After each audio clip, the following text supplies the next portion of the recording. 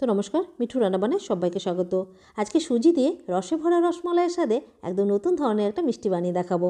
আর এই মিষ্টিগুলো প্রত্যেকটাই হবে নরম তুলতুলে, রসে ভরপুর, মুখে দিলেই মিলিয়ে যাবে। আর একবার বানিয়ে খেলে এটা বারবার বানিয়ে খেতে ইচ্ছে করবে। আর কাউকে একবার বানিয়ে খাওয়ালে সে আপনার প্রশংসা করতে বাধ্য। খেতে এতটাই সুন্দর হয়েছে এটা বলে বোঝানো যাবে না। আশা করছি আজকের রেসিপিটি আপনাদের খুব খুব ভালো লাগবে। আর ভালো লাগলে লাইক করে শেয়ার করে প্লিজ চ্যানেলটিকে সাবস্ক্রাইব করার জন্য অনুরোধ রইল। এবার চলুন রেসিপিটি দেখে নেওয়া যাক। তো এর জন্য এখানে একটা পাত্র গ্যাসের উপর চাপিয়ে দিয়েছি। এবার এর মধ্যে দিয়ে দেব দুধ। তো দুধ এখানে আমি নিয়ে নিলাম 2 কাপ। এবার এর মধ্যে মিষ্টি স্বাদের জন্য দিয়ে দিলাম 2 চামচ চিনি। আর এর সাথে দেখুন এখানে নিয়েছি 1 চামচ ঘি। ঘিটা এখানে গলিয়ে নিয়ে নিই, এখানে জমানো ঘি নিয়েছি। এবার এগুলোকে এভাবে ভালো করে মিক্স করতে হবে আর দুধটাকে একটু ভালো করে গরম করতে হবে। গ্যাসের ফ্লেমটা এখানে হাই রেখে দুধটা একটু গরম করে নিচ্ছি। আর যেই দুধটা গরম হয়ে যাবে গ্যাসের ফ্লেমটা সঙ্গে সঙ্গে কমিয়ে দিতে হবে। আর দেখতে পাচ্ছেন দুধ এখানে গরম হয়ে গেছে। এবার এর মধ্যে দিয়ে দেব সুজি। তো দেখুন এখানে 1 কাপ সুজি নিয়েছি। যে কাপ মেপে দুধ নিয়েছিলাম সেই কাপেরই 1 কাপ, মানে এখানে যতটা সুজি নেবেন তার ডাবল দুধ নিতে হবে। আপনারা এখানে 2 কাপ দুধের বদলে দুধ আর জল সমানভাবে মিক্স করেও এখানে দিতে পারেন। তবে পুরোটাই যদি দুধ দিয়ে করা হয় তাহলে কিন্তু খেতে বেশি ভালো লাগবে। এবার ভালো করে এগুলোকে মিক্স করতে হবে আর অনবরত নাড়তে হবে যেন সুজির মধ্যে দলা না বেঁধে যায়। আর ততক্ষণ এটাকে এভাবেই নেড়ে নেড়ে মিক্স করতে হবে যতক্ষণ না সুজির সাইড থেকে ছেড়ে এক জায়গাতে জড়ো হচ্ছে। আর এটা করতে কিন্তু খুব বেশি সময় লাগে না, জাস্ট 2 থেকে 3 মিনিটের মধ্যে রেডি হয়ে যাবে। আর সুজিটাকে এখানে খুব বেশি জাল দেওয়া যাবে না, মানে শক্ত করা যাবে না, একটু নরম থাকা অবস্থায় কিন্তু নামিয়ে নিতে হবে। তো দেখতে পাচ্ছেন সুজি এখানটা একদম রেডি, সাইড থেকে ছেড়ে এক জায়গাতে জড়ো হয়ে আসছে। এবার গ্যাসের ফ্লেমটা বন্ধ করে আলাদা একটা পাত্রের মধ্যে নামিয়ে নিলাম। এবার এটাকে হালকা ঠান্ডা হওয়ার জন্য রেখে দিচ্ছি। তো এটাকে ঢেকে রেখে দিচ্ছি, তাহলে সুজি হালকা ঠান্ডা হয়ে যাবে আর নরম হয়ে যাবে। এবার এদিকে দুধটা জাল দিয়ে নেব। তো এর জন্য এখানে পাত্রের মধ্যে একটু জল দিয়ে দিয়েছি। এবার এর মধ্যে দিয়ে দেব দুধ। এখানে আমি ঘন দুধ নিয়েছি, আপনারা পাতলা দুধ নিলে দুধের পরিমাণটা একটু বাড়িয়ে নেবেন। এখানে দুধ নিলাম 3 কাপ আর টোটাল দুধ নিয়েছি 5 কাপ, 1 লিটার। এবার দুধটা জাল দিতে হবে। গ্যাসের ফ্লেমটা হাই রেখে দুধটাকে জাল দিয়ে নিচ্ছি। আর এইভাবে কিন্তু অনবরত দুধটা নাড়তে হবে, না হলে তলে লেগে যাবে। আর এইভাবে নেড়ে নেড়ে দুধটা জাল দিতে হবে যতক্ষণ না দুধের পরিমাণ কমে 3 কাপ থেকে 2.5 কাপ হচ্ছে। তবে খুব বেশি গাঢ় করা যাবে না, তাহলে মিষ্টিগুলো রসালো হবে না। এখানে কিছুক্ষণ দুধ জাল দিয়ে নিয়েছি আর দেখতে পাচ্ছেন দুধ ঘন হয়ে গেছে আর পরিমাণে কিছুটা কমেও গেছে। আর দুধ জাল দেওয়ার সময় এভাবে কিন্তু সাইড থেকে পরিষ্কার করতে হবে, না হলে দুধটা সাইডে জমে যাবে। তো দুধটা এখানে জাল দিয়ে নিয়েছি। এবার এর মধ্যে দেব চিনি। তো এখানে চিনি নিয়েছি দেখুন 1/2 কাপ। আপনারা যেমন মিষ্টি খেতে পছন্দ করেন সেই অনুযায়ী এখানটায় চিনি দিতে হবে। তো এর মধ্যে 1/2 কাপ একদম পারফেক্ট। আপনারা এর থেকে বেশি মিষ্টি খেলে চিনির পরিমাণটা একটু বাড়িয়ে দেবেন। আর চিনি দেওয়ার পরে দেখতেই পাচ্ছেন দুধটা আগে থেকে একটু পাতলা হয়ে গেছে।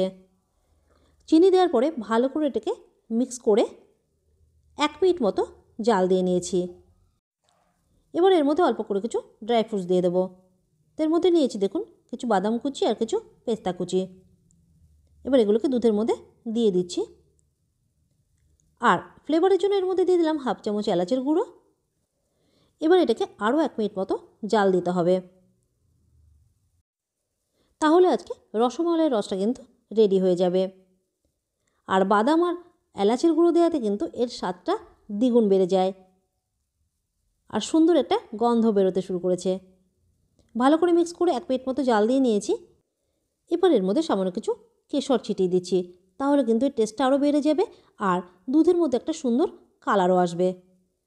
তো জাস্ট কেশরটা দিয়ে একটু ভালো করে মিক্স করে নিলাম। আর রসমালাইয়ের দুধটা কিন্তু একদম রেডি।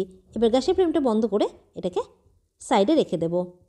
আর দুধটা এখানে কতটা পাতলা রেখেছি সেটাও দেখিয়ে দিচ্ছি দেখুন। এইরকম একটু পাতলা রাখতে হবে, খুব বেশি গাঢ় করা যাবে না। এদিকে সুজিও হালকা ঠান্ডা হয়ে গেছে, তবে খুব বেশি ঠান্ডা করা যাবে না। হালকা গরম থাকা অবস্থায় সুজিটা ভালো করে মাখতে হবে।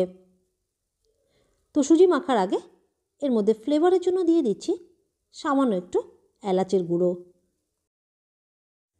আর দিয়ে দিচ্ছি 2 চামচ ময়দা।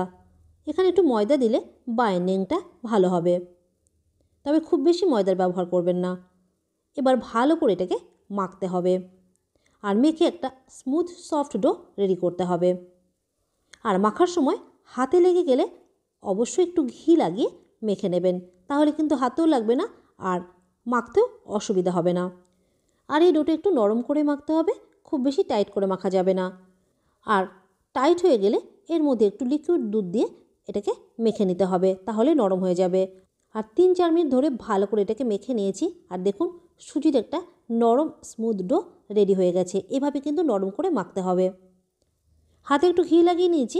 এবার ডো থেকে কিছুটা অংশ নিয়ে এবার এটাকে একটু লম্বা করে এখান থেকে ছোট ছোট বলস কেটে নেব।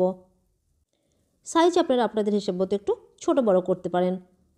সুজি দিয়ে রসমালাই স্বাদের মিষ্টিগুলো খেতে এতটাই টেস্টি আর মজার হয় যে একবার না বানিয়ে খেলে বিশ্বাসই করবেন না খেতে কতটা ভালো লাগে। আর সুজির বলসগুলো তৈরি করার সময় ভালো করে এটাকে স্মুথ করে রেডি করতে হবে, যেন এর মধ্যে কোনো ক্র্যাক না থাকে, তাহলে কিন্তু ভাজার সময় বলগুলো ফেটে যাবে। আর দেখুন প্রত্যেকটা বল রেডি করে নিয়েছি, আর এরকম স্মুথ করে রেডি করতে হবে, আর কোথাও কিন্তু ফাটা নেই। এগুলো ভাজার জন্য কড়াইয়ে কিছুটা তেল নিয়ে গরম করে নিয়েছি। এবার একটা বলের মধ্যে দিয়ে দেখে নিচ্ছি যে বলটা ফাটছে কিনা। আর দেখতেই পাচ্ছেন তেলের মধ্যে দেওয়াতে কিন্তু বলটা ফেটে যায়নি। এবার একটা একটা করে আমি এর মধ্যে যতগুলো একসাথে ভালোভাবে ভাজা যাবে ততগুলো সুজির বলসের মধ্যে দিয়ে দিলাম। এবার এগুলোকে মিডিয়াম ফ্লেমে ভেজে নেব। আর তেলের মধ্যে দেওয়ার পরে কড়াইটাকে এইভাবে একটু নাড়তে হবে। এর মধ্যে কিন্তু খুন্তি দিয়ে নাড়া যাবে না, তাহলে কিন্তু সুজির বলসগুলো ভেঙে যাবে। আর এগুলো ভাজা হয়ে গেলে দেবেন একা একাই তেলের উপরে উঠে আসবে। আর তারপরে এগুলোকে নেড়েচেড়ে ভাজতে হবে। আর দেখতেই পাচ্ছেন কালারও চেঞ্জ হয়ে গেছে আর এগুলো তেলের উপর ভেসে উঠেছে। এবার এগুলোকে নেড়েচেড়ে ভালো করে ভেজে নেব। আর দেখতেই পাচ্ছেন সুজির বলসগুলো কিন্তু এখানে একটাও ফাটেনি, একদম পারফেক্ট হয়েছে। আর এরকম একটা সুন্দর কালার চলে আসলে মানে সুজির বলসগুলো ভাজা হয়ে গেলে এগুলোকে তেল থেকে তুলে নিতে হবে। আর যে রসমালাই দুধটা রেডি করেছি তার মধ্যে দিয়ে দিতে হবে। আচ্ছা, দুধটা যেন ঠান্ডা না হয়ে যায় তাই আমি এটাকে ঢেকে রেখেছিলাম।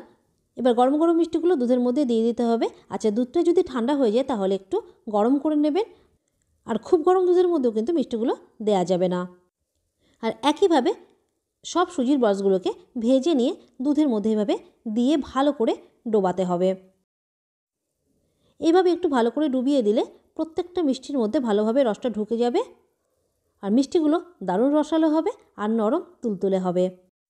আচ্ছা, ভালো করে মিক্স করা হয়ে গেলে এবার এটাকে 2 ঘন্টার জন্য সাইডে রেখে দিতে হবে। আপনারা চাইলে সারা রাতও রেখে দিতে পারেন। তো এই মিষ্টিগুলোকে আমি 2 ঘন্টা মতো রেখে দিয়েছিলাম আর একটা আলাদা পাত্রের মধ্যে ঢেলে নিয়েছি। আর দেখুন কত সুন্দর রেডি হয়েছে, একদম নরম তুলতুলে রসালো রসমালাই। তো সুজি দিয়ে আপনারা এই রসমালাইয়ের স্বাদে মিষ্টিগুলো কিন্তু খুব সহজে বানিয়ে নিতে পারবেন। আর দেখুন একটা চিপে দেখাচ্ছি, দেখুন কতটা নরম তুলতুলে হয়েছে আর রসে ভরপুর। তো এই রেসিপিটা একবার বাড়িতে অবশ্যই বানিয়ে দেখবেন। আর আজকের রেসিপিটি ভালো লাগলে লাইক শেয়ার করে প্লিজ চ্যানেলটিকে সাবস্ক্রাইব করে দেবেন।